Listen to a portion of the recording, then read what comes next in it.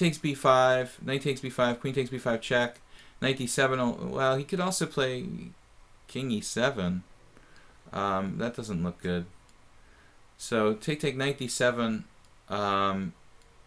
There I have bishop h3. Then he plays bishop c8. Anyway, I don't know. I mean, I don't see an easy win. I guess there should be one. Yeah, this is lost for black, guys. We're gonna let Vamir play it out till he's convinced as well. Again, maybe this knight takes b5 was more crushing, but I didn't see the dénouement, as they say in French.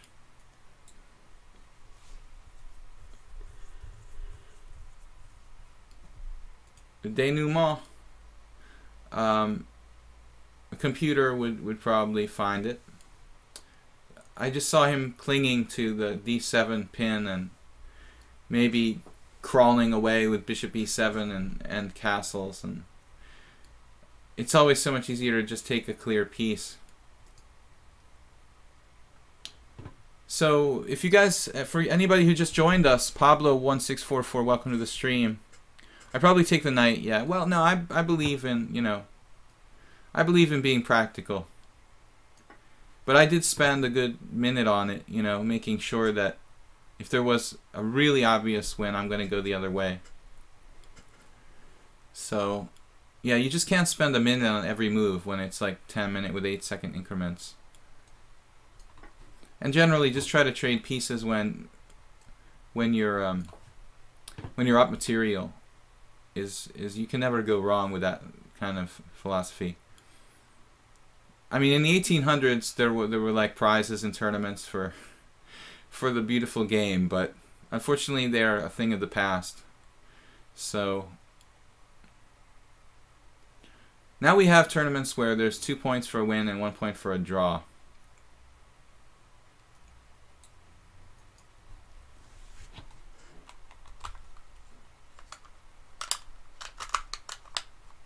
Guys, I'm going to do a simultaneous exhibition on Lichess, 20 to 25 players, on Sunday at 6 or 6:30 Central European time, which is noon to 12:30 starting New York time, Eastern time.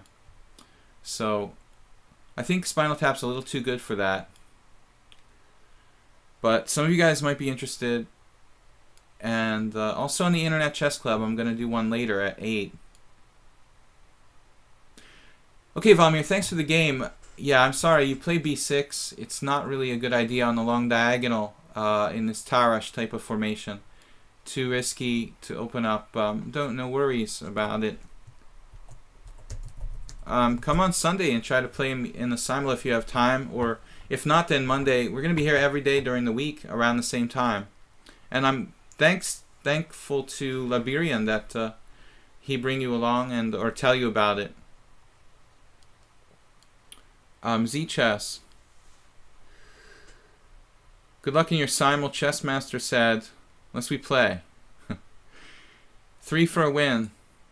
Yeah, there are some tournaments that do that, right? I was thinking about Zurich. Now they had 2 for a win and 1 for a draw. Yeah, 3 for a win is kind of exaggerated.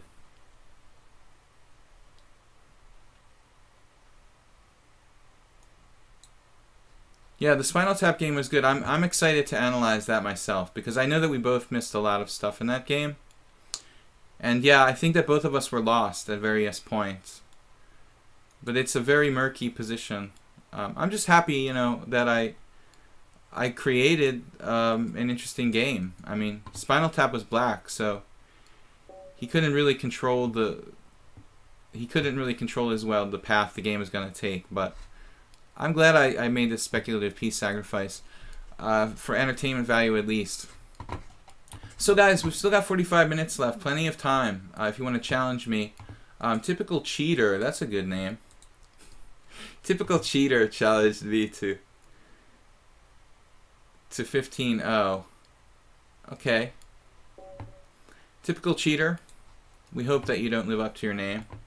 But judging by your ratings, I don't think that you're serious about the typical cheater thing. Kind of a long time control, guys, but without an increment. I'm going to try to play fast if anybody challenges me, so as not to take up the full 30 minutes. Try to challenge me to 10 minutes or 12 minutes, and if somebody does challenge me to 15 minutes like this, I'll just try to kind of use like half my time, so we have a little bit extra time.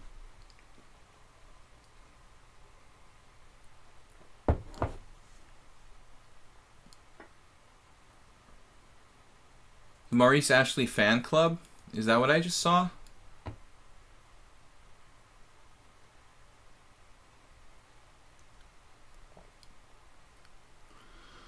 Maurice Ashley. Maurice Ashley, don't have the tournament in Atlantic City. Have it in Las Vegas.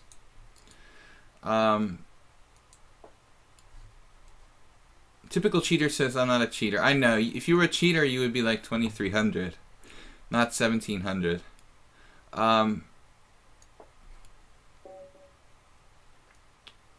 What happened? I got a beep, beep, beep. I got a message or something? I think that's when I get a message. Okay. ZChess sent me a message. They've got to do something on Lichess to stop using the same sound for like messages and like when your game finishes. I'm not sure knight f6 is my favorite move there. I play that kind of early. Normally I'm a little more circumspect. I might play like d6 first. He could possibly play e5, although I'm sure that it's totally playable for black in that position. This exchange on c6, it's very, very popular at club level. I don't know what else to call it, you know. Club level is like players, you know, from clubs who typically like the level is from beginner up to like maybe 2200, but not really anybody above master. And in my experience, this variation where white exchanges on c6 is very, very popular. I think in the group of people who don't really study theory from books. So white just resolves the tension and exchanges on c6. But the problem with this is that it makes life kind of easy for black, because black has this pawn on c6 that the d5 square is very important in Sicilian, and I don't have to ever worry about having to fight for control of that square.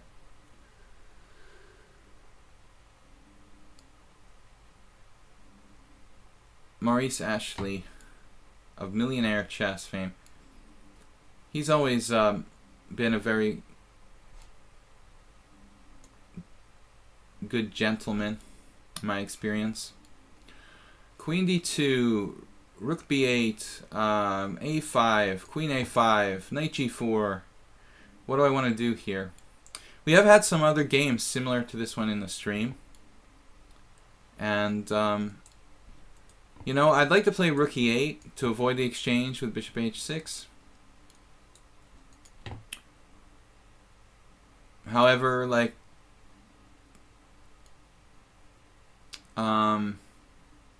f7 can get a little tender later on. I'm not sure I really want to do that. And by the way, if you wondered, I might be able to play knight takes e4. I have been able to play it at several points, but in general, I don't like it because, yes, my pawn structure might get broken up, but the other thing is that it might just simplify, and I'm playing a much lower rated opponent. So also in my video yesterday, I did a video chess training. That's video chess training, all one word, my video site on YouTube. If you guys look at the video, I talk about this a little bit. There's a lot of traps in the accelerated dragon for black, and a lot of times these traps just lead to like equality. So if you choose to play the accelerated dragon, be careful that, like, you know, the line you pick, the trap that you pick might not just simplify into like an equal position against a weaker player. So one thing to be wary of if you do play the accelerated dragon, don't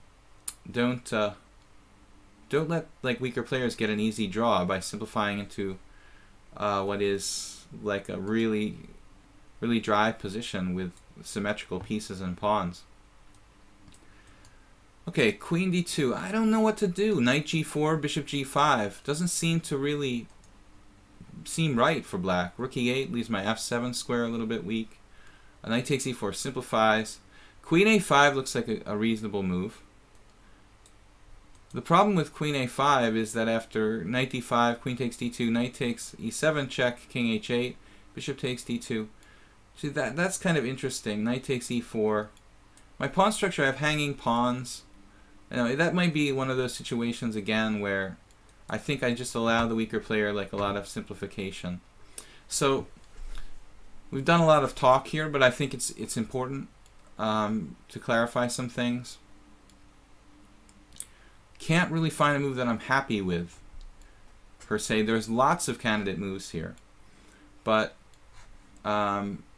finding one that I'm really happy with is not that easy, because to me, I don't think that there's any one move for black here that is necessarily better than the others.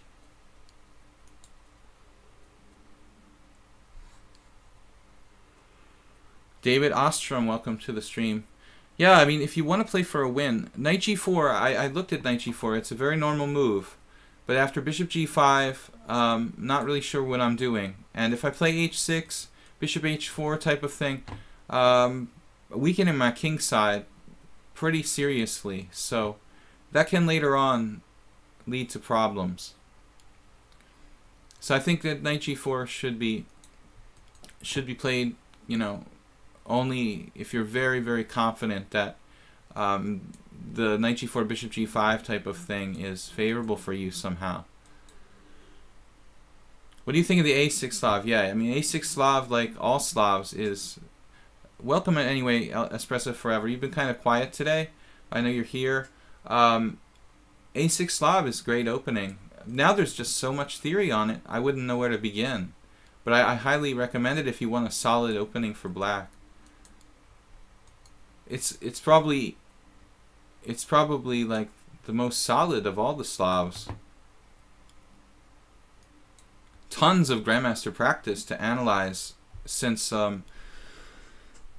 well, 20 years they've been playing the a6 Slav, and probably further back than that if you go to the originator of the system. I think was a Belarusian trainer. I forget his name now, but you saw like Gennady Sagalchik, when he came to the United States, was one of those players playing the a6 Slav. Maybe. I don't know if anybody knows this, who this Belarusian trainer was who popularized the a6 Slav. But it started in the real early 90s, like around the fall of communism, a little after the fall of communism. I remember playing in the New York Open in 1992, and in and around there, and seeing the a6 Slav for the first time. And then it's been over 20 years that this opening has remained a very reliable line and extremely popular at the highest levels. Knight g4 now, with my queen in a5, starting to look more tempting. Rook e8. White playing very solidly. But I don't want to do knight g4 unless I have a concrete follow-up, you know, for knight g4, basically. Although here it's looking more interesting because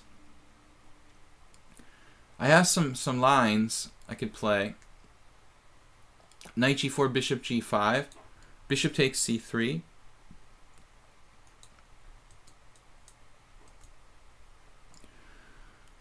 Doubling his pawns. My dark squares would be a little weak after that, though.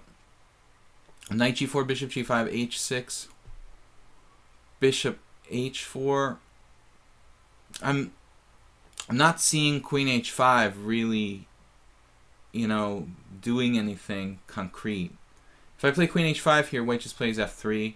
If after bishop g5, or knight g4, bishop g5, h6, bishop h4, queen h5, bishop g3, again, I don't think that I'm really doing anything. I'd like to play rook b8, maybe rook b8 to target the b2 pawn.